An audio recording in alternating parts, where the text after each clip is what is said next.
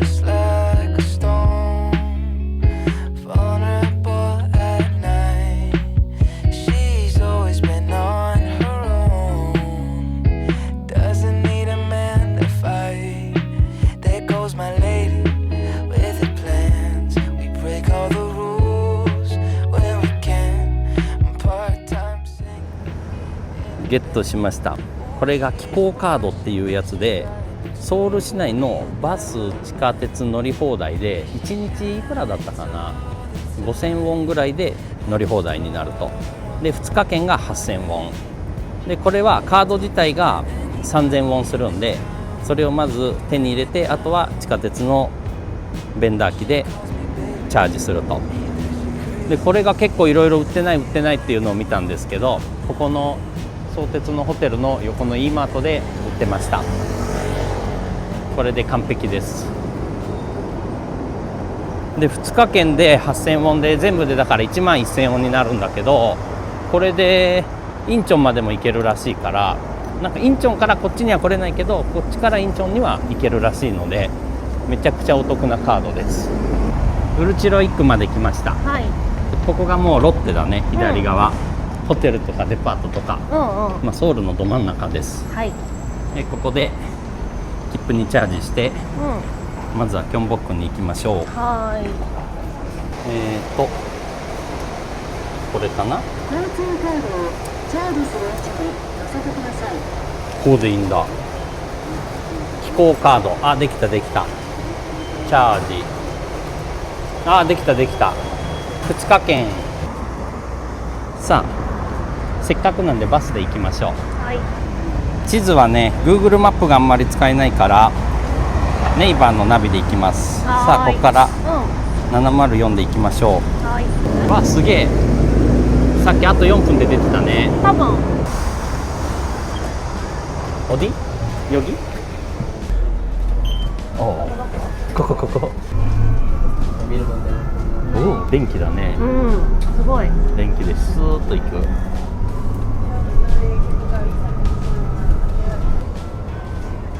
りるときピッとしないとこれ使えなくなっちゃうみたいなので。おお、ちょうどやってるじゃん、なんか。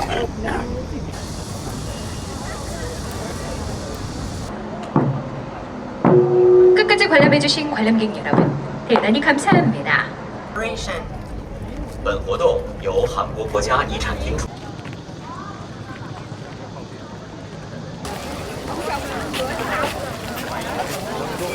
大きいな。なんで今日無料なんだろう。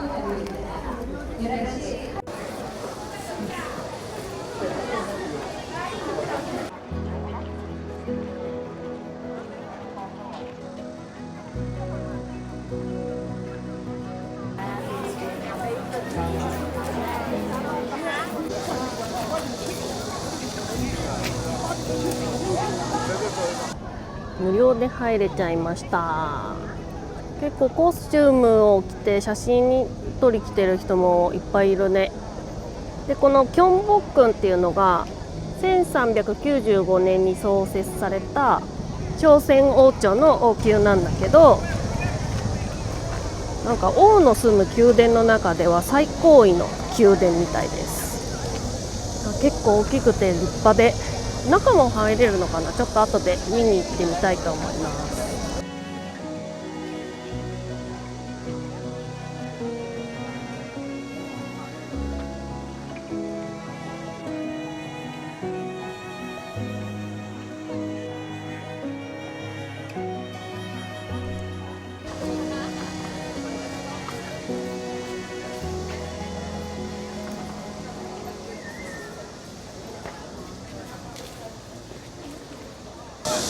このキョンボックン越しの大都会。わあ、すごいね。あ、こっちもすごい素敵な建物だし、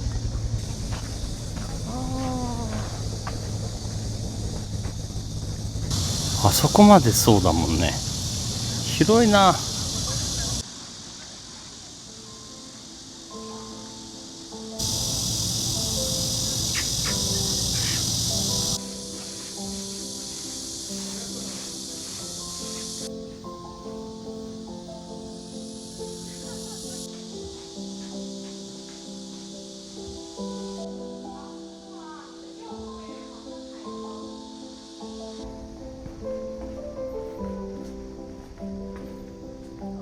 すごいな。ちょっと入るとほんと静か。なんだこ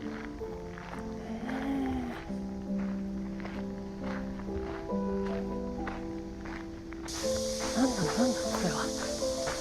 とっても広いし。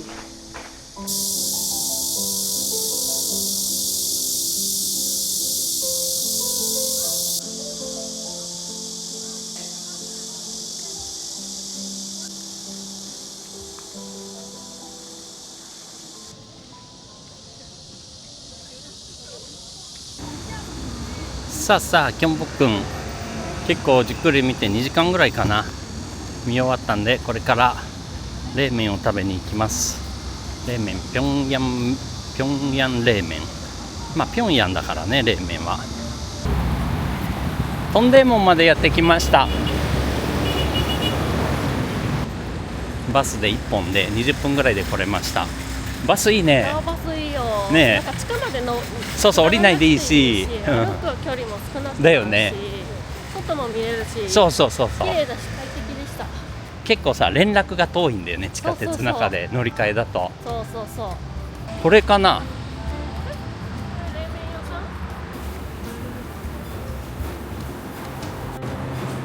さん。ああミシュランだって、韓国もあるんだ。冷麺屋さんに来ました。ここね、なんかミシュランっぽいね。で、この人気の冷麺屋さんで今日はこの冷麺、普通の冷麺だね、15,000ウォンを2つ頼みまして、あと餃子マンドゥだね、8,000ウォンにしました。はい、キムチ来ました。このキムチはどうでしょう。後で食べてみるね。浅そうだ。いやどうだろう。でも入り口にキムチがいっぱいあったけど、これはなんか深漬けっぽいの。確かに。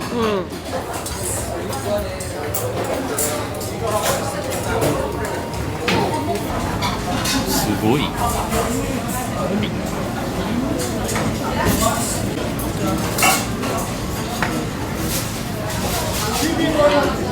ただきます。なんか冷麺屋さんはどこにもあるね。あるね。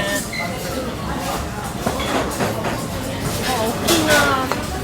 美味しい。変わってる。もやしが入ってる。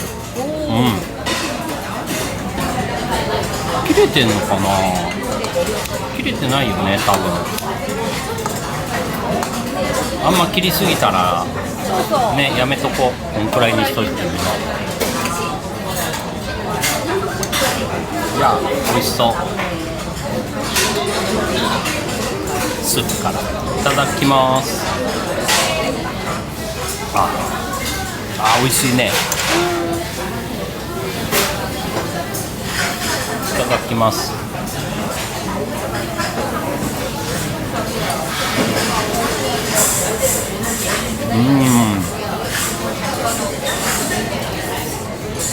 めちゃくちゃ優しい味。美味しい。キムチ入れても美味しいかも。そうだね。このさ、キムチとか入れるといいね。味がちょっと薄味かな、ここは。だからマスタードとかお酢とか入れて食べるとちょうどいいかも。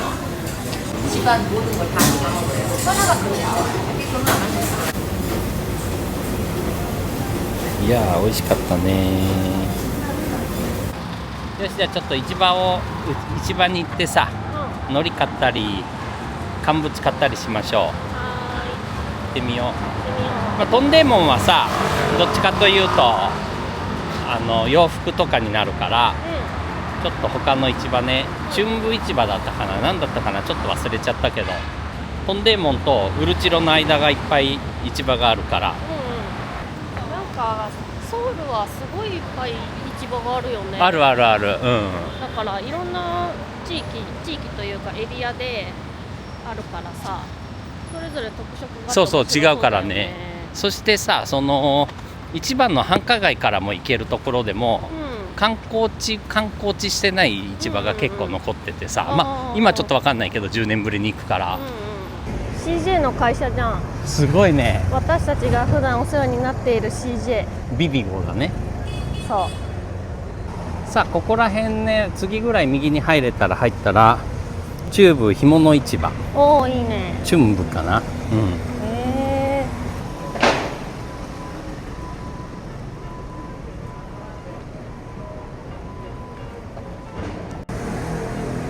ああ早速あるじゃん、これごま油でしょ。한국? 네.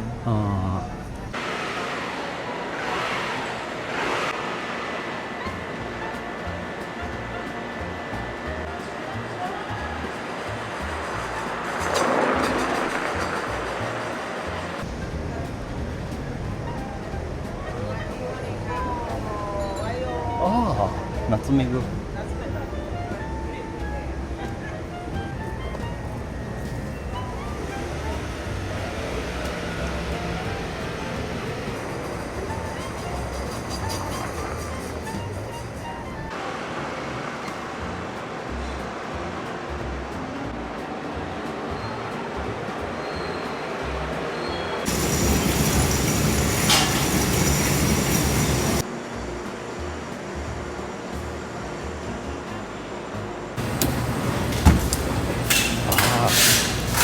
ちょっと試食いただきましたが超美味しい。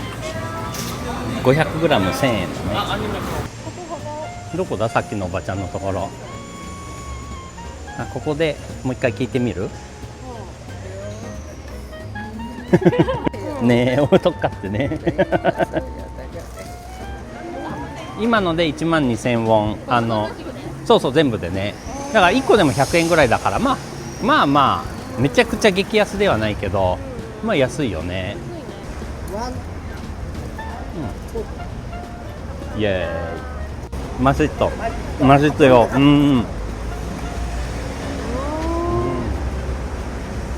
美味しいね。美味しい。美味しいで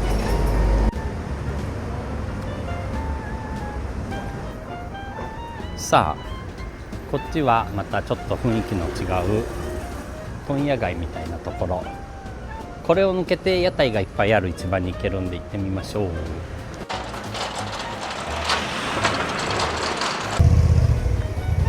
面白いね、こんなさパッケージだけ売ってたりさ、すごいよね。パッケージのおろし。箱そうそう、この下がなんか綺麗な道になってたんじゃないかな、ずっと。そうなんだ。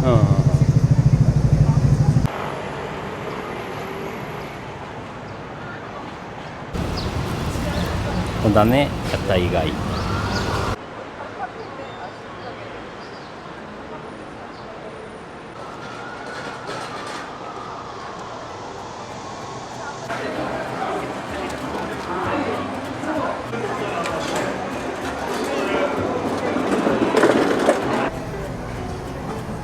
あーすごいね、いっぱい屋台があって。ありますあります。ありますあります。あーすごいいっぱい食べてるよみんな。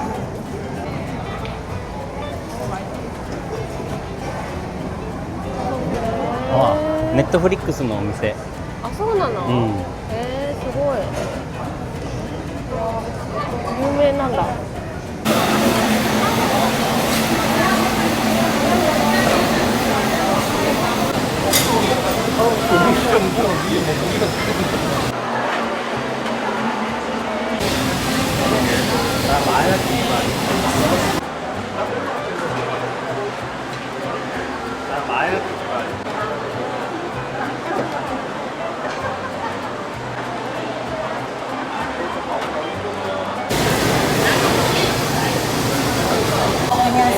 안녕하세요.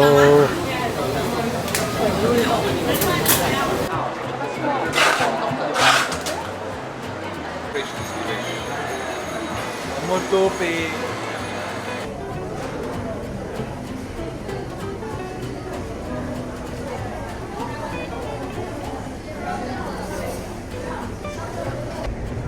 간장市場もちょっと面白かったね。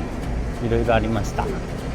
よし、ではバスに乗って一回ホテルに帰って、ホテルでちょっとラウンジでコーヒーでも飲んでからまた夕方街に出ようと思います。じゃあここから100番のバスで帰れるからバスで帰ろう。100番が4分後に来るって。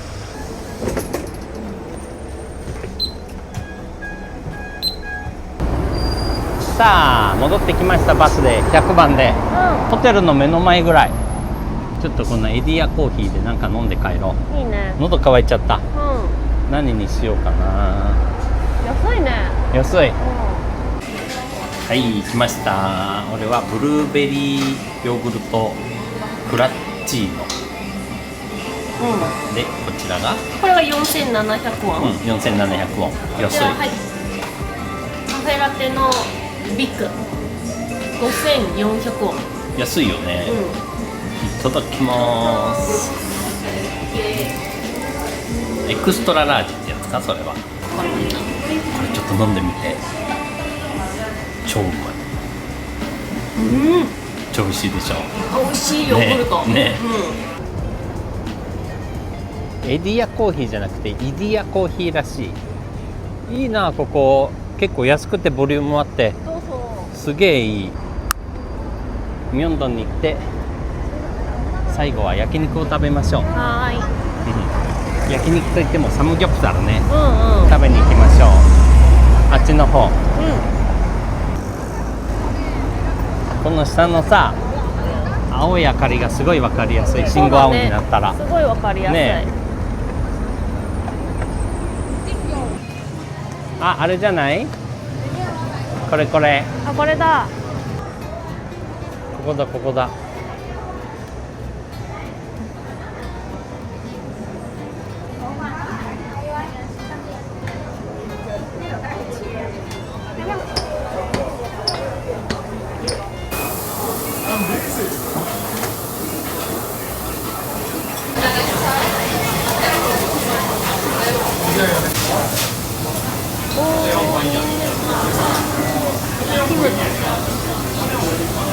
すごい。お肉はこんな感じか。食べ放題だからね。結構分厚く切ってあるね。すごい。さあ自分で取ってきて焼いていきますよ。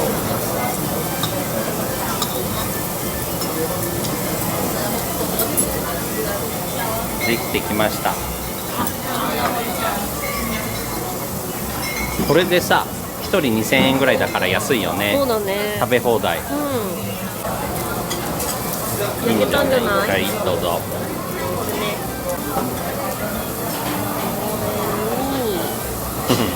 俺はここにご飯入れるけどね。ああ、いいね。キムチは？最初はいいね。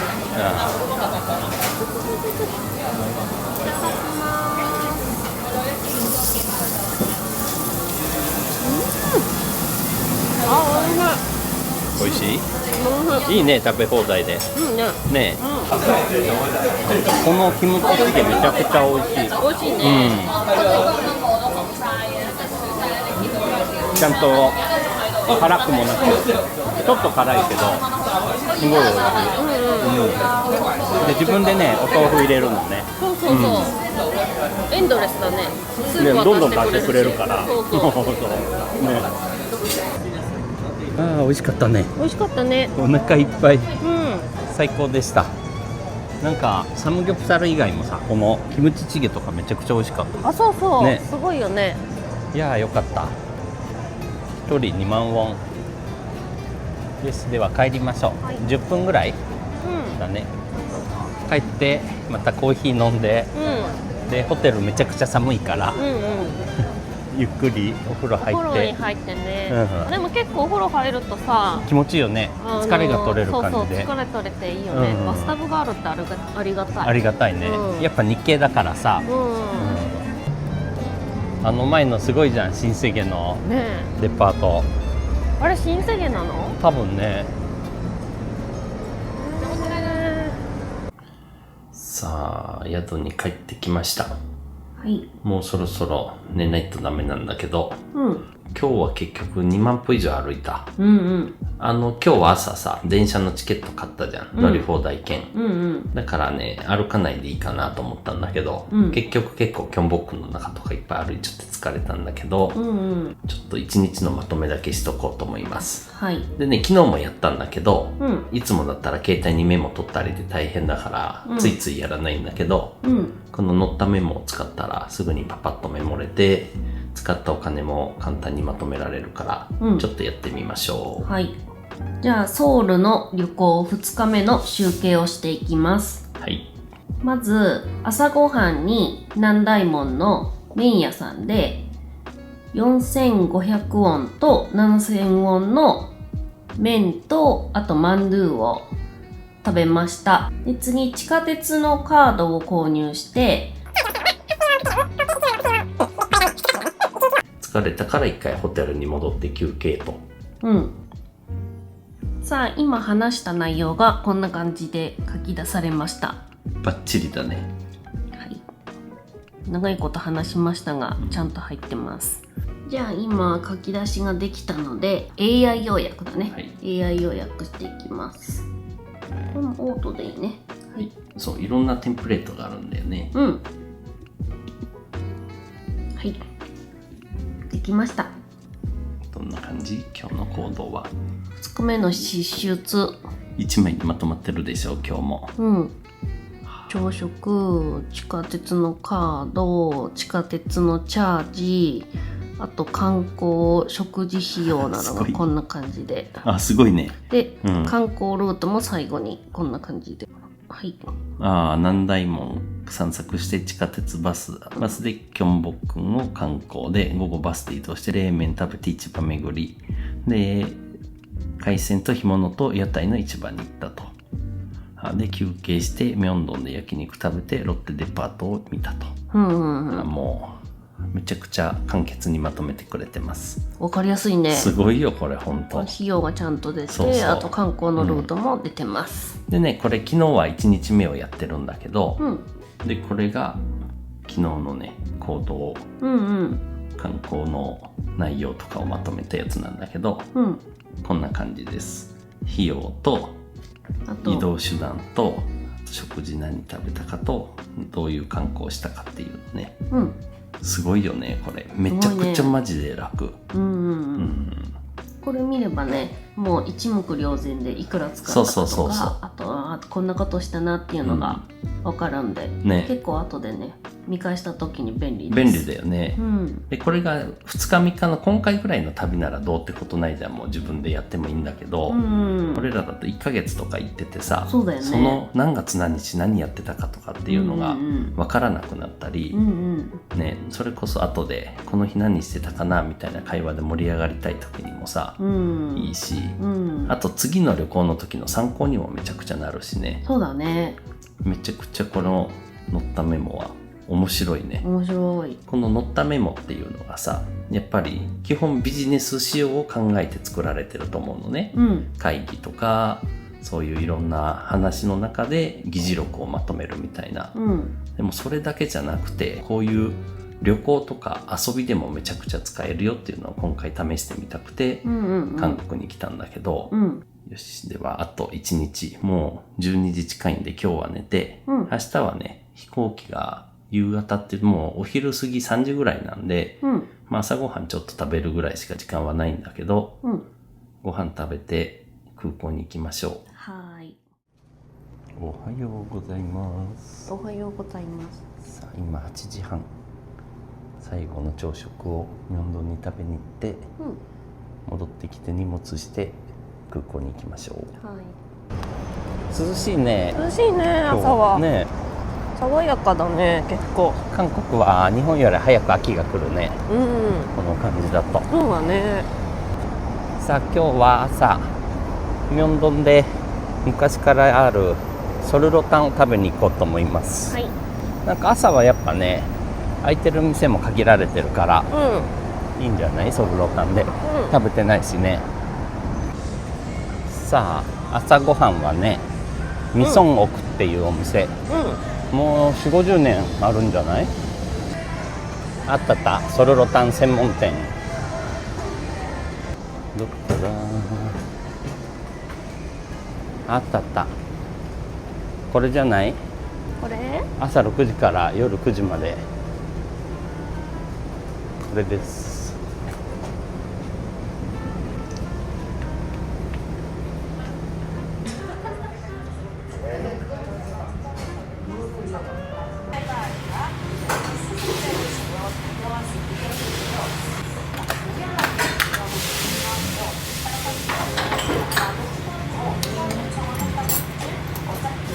来ました。大好きなソルロタンいただきます。あー美味しい。あー優しいね、結構でもしっかり出汁は出てる。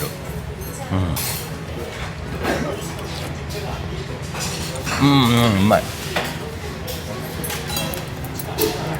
キムチも出てきたよ。キムチはこれ使ってそうだね、相当、ね。角的とキムチ。あ、美味しい。美味しい？意外と酸っぱくない。あ、そうなんだ。美味しかっ美味たしかったね。お腹いっぱいです、朝にね、めちゃくちゃ優しい。そうそう優しい、ね。でなんかちょっと薄味になってるからさ、そうそうそ自分で調節してお好みのこう胡椒がいいか塩分がいいか、塩分にしてくださいそうそうみたいな。そう。でもさ、薄味だけど、うんスープには結構ちゃんと味が出ててさ、美味しかったね。美味しかった。ミョンドンでこのちょっと奥まったところで、この雰囲気でいいね。さあテイクアウトです。はい。あ、すごいな。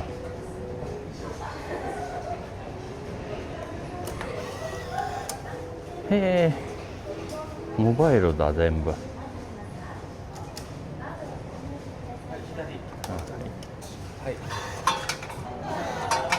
うわ、すげえ。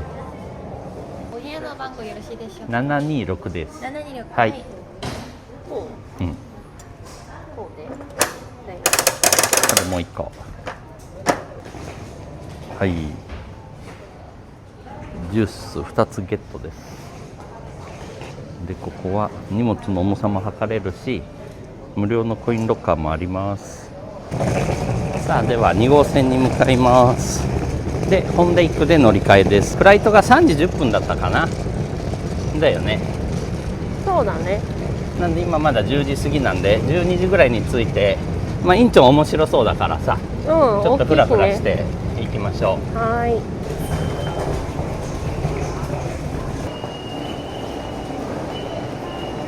ソウル駅から来るから無理かな。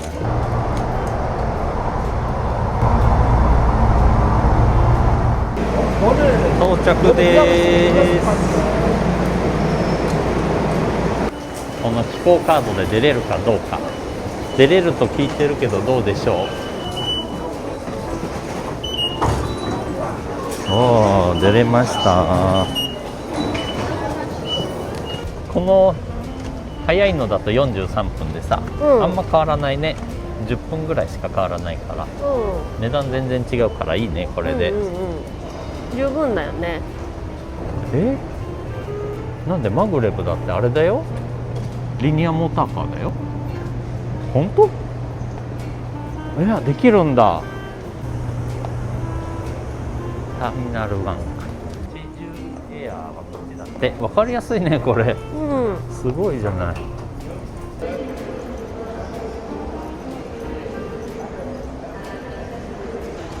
チェジュ航空はここ？まあウェブチェックインしてるから多分もうそのまま行けるんだけど、LCC でもこんなんだよ。セルフバックドロップって書いてある。すごい。すごいね。よし、じゃあ行きます。ちょっと早いけどね、中でのんびりしましょう。さあ無事入れました。入れました。結構時間かかったね。今何時？今ね12時53分。50分ぐらいかかった。ね、混んでたね。ね。あ、こんなんあるよ。ナップゾーン。ナップゾーンより寝れる。あ、トランジットホテルもある。ごいね。すげえな。ゲート291だもんな。いや電車で行くんだ、さすがに。ターミナル2か、こっちは。歩いて30分だって。すごいね。ターミナル1、2ってつながってるんだね。行き来できるのかな。まあトランスファーがあるからさ、トランジットで。向こうからも来れる？そうでしょう。おしゃれだね。ブックカフェだって。わ、すごい。ツタヤみたいな感じか。わ、いいね。ねえ。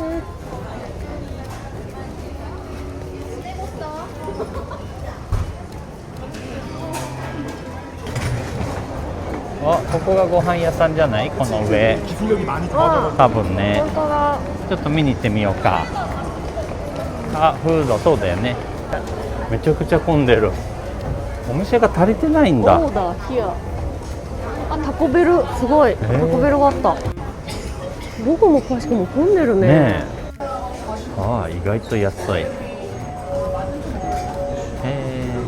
意外と安いね。意外と安いね。意外とというか相当安いね。あれに並ぶのはめんどくさいなって思っちゃう。上はね、まず席を押さえてから買いに来なさいだったから、ちょっと大変だなと思って。なんか混んでたし大変そうだった。ミシュランだって。ミシュラン。何が？すごいね。これは何のお店？カルグクスだからうどん屋さんかな。多分違う？英語にしてイングリッシュ。今日はね、これにしました。ヌードルレアリーライスダンプリング15000ウォン。これだね。来ました。15000ウォン。美味しそうじゃん。美味しそうだね。すごい美味しそう。なんかミシュランみたいだよ。ねえ、醤油とかはないのかな。いただきます。なんかすごい美味しそうだね。美味しそうだね。どういうことなんだろうね。何も分からずにさ、ちょっと。俺も2人で1個ね。うどん屋さんっていう感じかな。ほら、うどん屋さんかも。牛テールかな。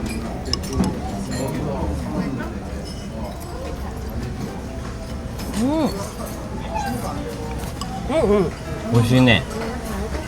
美味しい。結構ね、スープに味があって、そう、味がしっかりあるタイプ。この麺がすごいもちもち。すごいよ。これでさ、15000ウォンってさ、街中より安いかも。ねえ、なんで空港こんな安いんだろう。美味しい。なんかさっきのフードコートもさ、全部15000ウォンぐらいだったじゃん。どういうことなんだろう。マンドゥです。大きいよ。ね。よし。これは何で食べたらいいんだろう。塩持ってきたけど、ちょっと塩つけちゃうから。いただきます。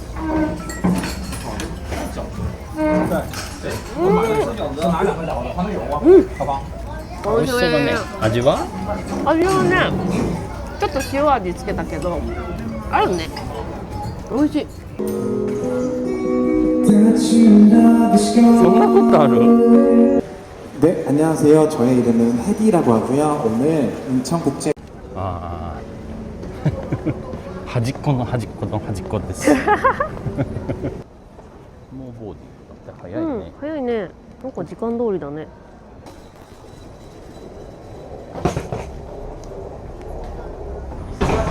忙しかったね。2泊3日だけどさ、意外と3時のフライトっていうのは早いね。もう着いた日が夕方からだし、今日は午前中の11時くらい、10時かにはもう出たし、楽なんだけどね。そうそう、とっても楽なんだけど、ちょっと時間少なかったかな。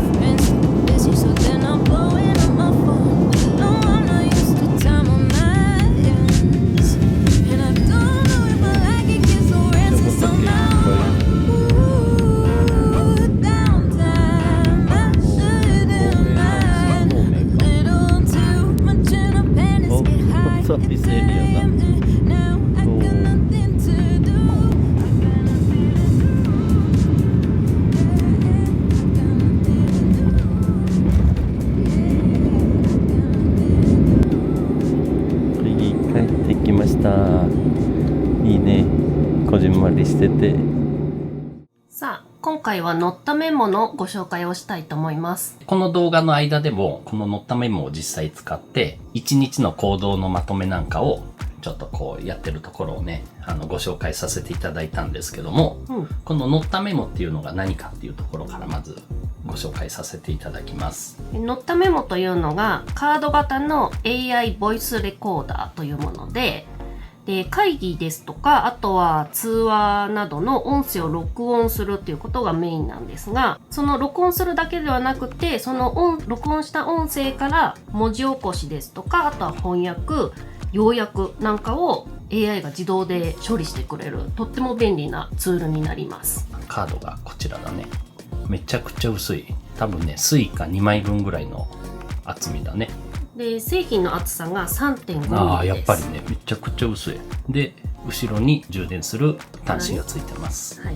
使うときは、このカード、ボイスレコーダーをこのケース、専用のケースの中に入れるんですけど、ここに入れて、この携帯電話の裏にピッとつけて使うようになります。便利だよね。うんこれでも携帯と一体型になるから、そうそう。iPhone とかマグセーフがついてるのはそのまんまつくし、つかないのはこの時期のリングが付属してるんで、これでつけることもできます。はい。で、実際に今回韓国に行く前に韓国で何しようみたいなのをダラダラ話したんだけど、でそれも載ったメモで録音しといて、で要約をしてみたのね。でそれがね、実際今携帯電話に入ってるんでちょっと見てみましょう。でこれが韓国に行く前にまとめた韓国でやりたいことなんだけど、ずっとダラダラ話した内容が全部こう記録されてて、で2人で話してるから話者1話者2って言ってちゃんと話した人も区別してくれてます。はい。で実際ね、音がこんな感じです。はい。じゃあ今回韓国で何をしたいかっていうのをちょっと話してみようかと思うんですが、じゃあね、私は何が食べたいかというと、やっぱりキムチが食べたいかな。まあこんな感じで、まず何食べたいかなみたいなことをダラダラずっと話してるんだけど、それがこんな感じで全部録音されてます。で、実際これを AI 要約すると、この長い会話が一つにまとまると。でもこれ実際ね、前に要約しちゃってるんで、そのプロセスはちょっと今お見せできなかったんですけど、これが要約ですね。で、上の方に私たちがダラダラ話したことが書いてあって、この下に要約が始まるんですけど、チャプターで韓国で食べたいキムチについての議論とか、焼肉とサムギョプサルへの期待とか、なんかいろいろちゃんとしっかりまとまってて。そうだね。こういう感じで、まあこれね、基本がビジネス用なんで、何分ぐらいにこういう感じの議論がありましたよみたいな、時間の経過とともにまとめてくれてます。ちょっと硬い言葉なんだけど、ビジネスな感じでね、なんで、ちゃんとまとまってて、あと行動項目っていうので、こういうことしたいかなっていうのをこう、そうだね、ちゃんとまとめてくれてます。なんで要はその会議しても一番大事なところっていうのはさ、会議10分30分やってこれですよっていうのがここにまとまってます。これをやります、これをやります、これをやりますっていうことがしっかり書かれてて、でさらにこの誰々さんがこれをやると言いました、私がやりますと言いましたみたいな、そういうのもしっかりまとまってるから、まあ、完全にビジネスで使うにはかなりしっかりしたまとめができるなっていう感じで、で僕らはこれを遊びで使って、こういう旅行で使ってるんだけど、めちゃくちゃ便利です、これは。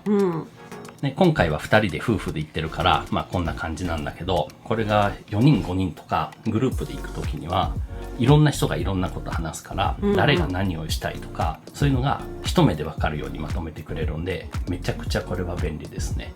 この乗ったメモっていうのはやっぱりビジネスで使う方が多いと思うのね。で、どれだけこれがビジネスシーンで優れてるかっていうのをちょっとまずご紹介させていただきます。この 3.5 ミリしかない、このめちゃくちゃ薄いこの本体ね、これに5つのマイクが備えられてるんだって。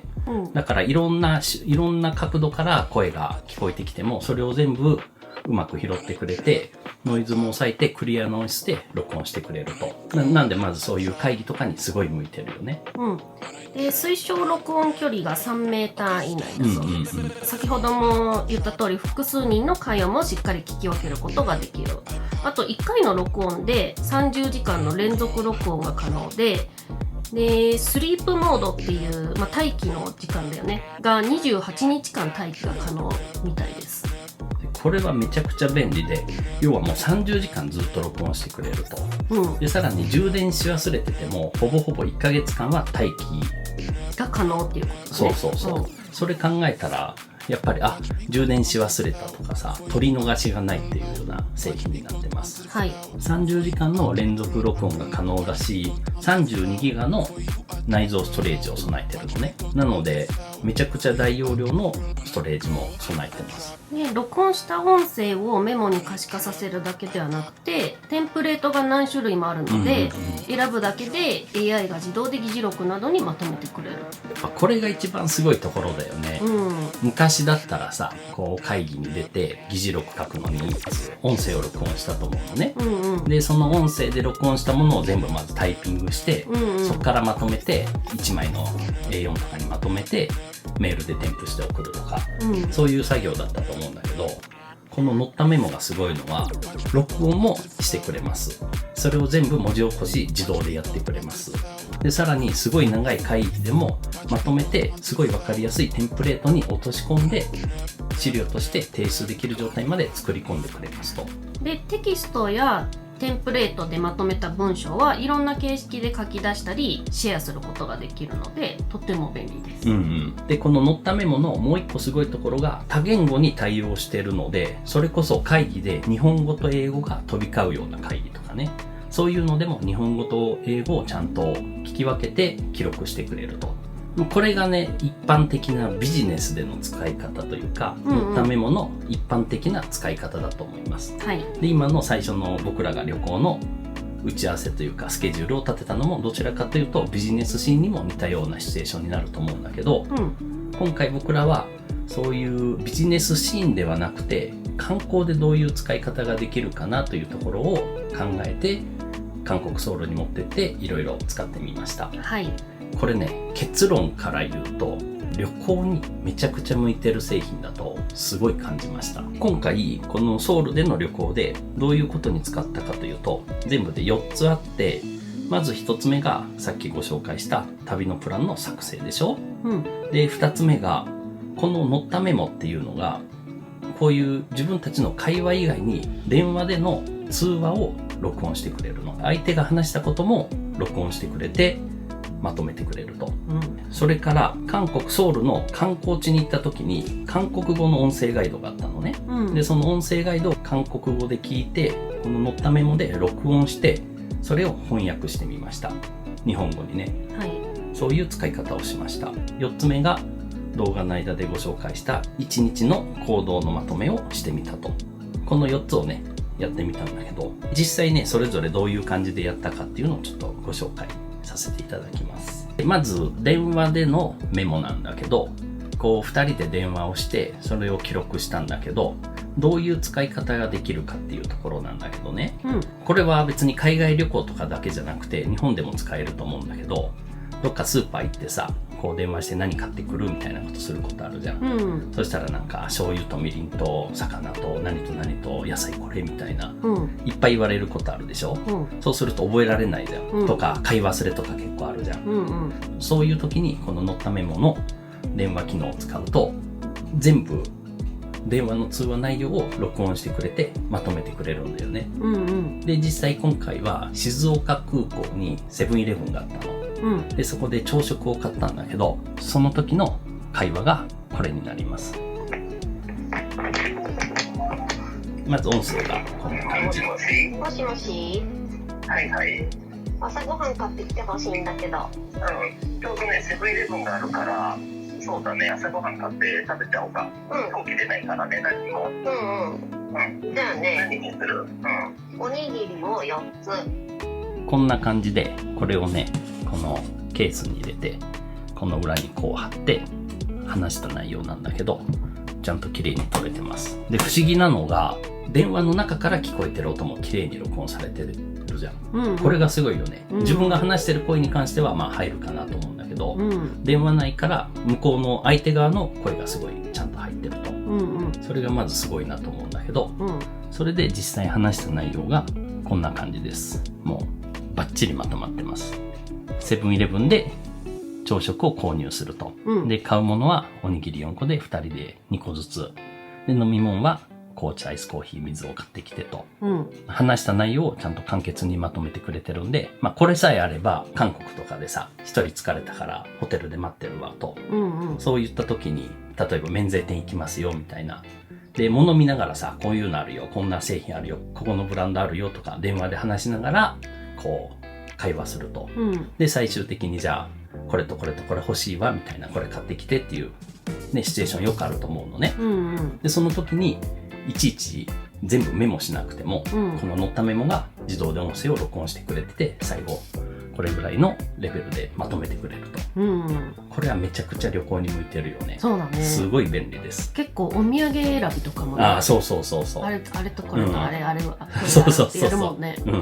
あとはこう、日本と海外で分かれてる時とかね。あ、そうだね。ね、今ここ来たんだけどなんか欲しいもんあるみたいな。で、何があるか分からないからさ、電話で話しながらこれあるよとかすると思うんだけど、次が韓国語の音声ガイドを翻訳したっていうところなんだけど、これは動画ではね、ご紹介してないんだけど、キョンボックンで音声ガイドが借りれるんだよね。日本語、韓国語、中国語、英語に対応してて、最初からまあ日本語ではやってくれるんだけど、それを韓国語にしてちょっと音声ガイドを聞いてみたのね。で、そのキョンボクのこの場所に行ったらこの音声聞きなさいみたいな、よくあると思うんだけど、で、それを実際韓国語で聞いてて、まあ言ってること何もわからないじゃん。で、それをこれ載ったメモで録音してみました。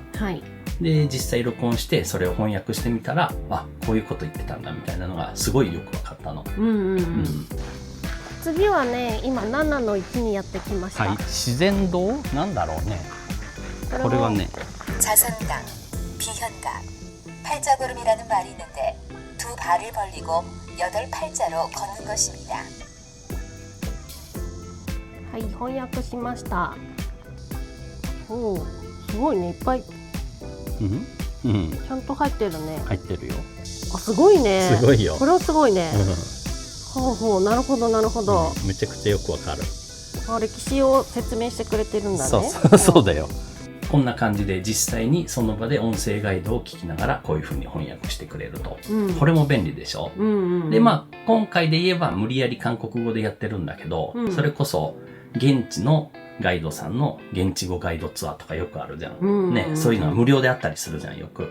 で、他の言語だと有料になったりすることあると思うんだけど、そういうのについてったら何言ってるか全くわからないみたいなことになると思うんだけど、まあ、とりあえず録音しとくと、ね、めちゃくちゃこれ録音できるから、で、後でこれ何言ってたのかなっていうのを家に帰ってからでもいいし、後で振り返ることもできるし、まあ、もちろんその場で翻訳することもできるんだけど、まあそういう使い方もめちゃくちゃ便利だなと思いました。で、もう一つが動画の中で紹介した1日の行動を全部まとめると。やっぱこれもめちゃくちゃいいね。特に旅が長くなればなるほど、この1枚ごとにまとめてくれるっていうのはめちゃくちゃ助かるなと思いました。今回この載ったメモをビジネス以外の使い方でいろいろ使いたいなっていうことで、ソウルでの旅行ではどういう使い方ができるかなっていうのをちょっとやってみたんだけど、めちゃくちゃ相性がいいね、旅行と。そうだね。やっぱりこのケースに入れて携帯の裏につけとけるっていうのがまずいいじゃん。このいちいち出さないでいいし、もう携帯一体型だから、この旅行が今は写真とか動画でみんな残すと思うんだけど、それプラス文字で残るっていうところね。で、しかも長くない文字。もう本当にペラッと1枚の紙で1日の行動が全てまとめられると。で、それを全部 AI で自動でやってくれるっていう。そこは写真、動画、プラス文字っていう新しい旅行の保存方法というか、そういうことができる画期的なアイテムだなとすごい感じました。